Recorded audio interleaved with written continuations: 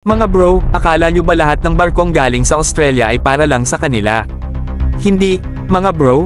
Dahil ngayon, Australia ay nagbigay ng isang malaking regalo sa Vanuatu, ang RVS Taqo'ar, bilang simbolo ng tiwala, pagkakaibigan, at pagpapakita ng kanilang lakas sa Indo-Pacific region. Ang RVS Taqo'ar ay hindi lang basta patrol vessel, ito ay isang modernong 39.5 meters Guardian-class patrol boat na ibinigay ng Australia sa Vanuatu para palitan ang lumang RVS Taqorro, na matagal nang nagsilbi sa kanilang Police Maritime Wing. Ang barkong ito ay may mas advanced na systems, mas matibay na hull, at kayang magpatrolya ng mas malayo at mas matagal, bagay na malaking tulong para sa pagsugpo sa illegal fishing, human trafficking, at maritime crime sa karagatan ng Vanuatu. Pero mga bro, kung iisipin natin mabuti, hindi lang simpleng tulong ang ibig sabihin nito.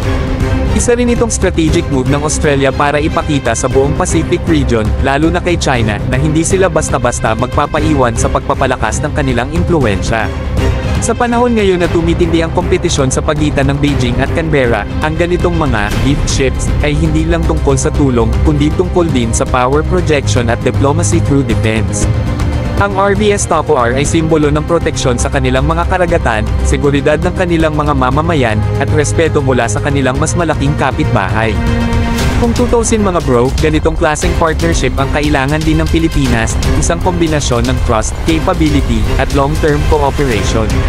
Sa bawat barkong gaya ng Taqo'ar na pinapadala ni Australia, malinaw na mensahe ito, handa silang tumulong, pero handa rin silang ipakita na sila ang isa sa mga haligi ng seguridad sa rehiyong ito.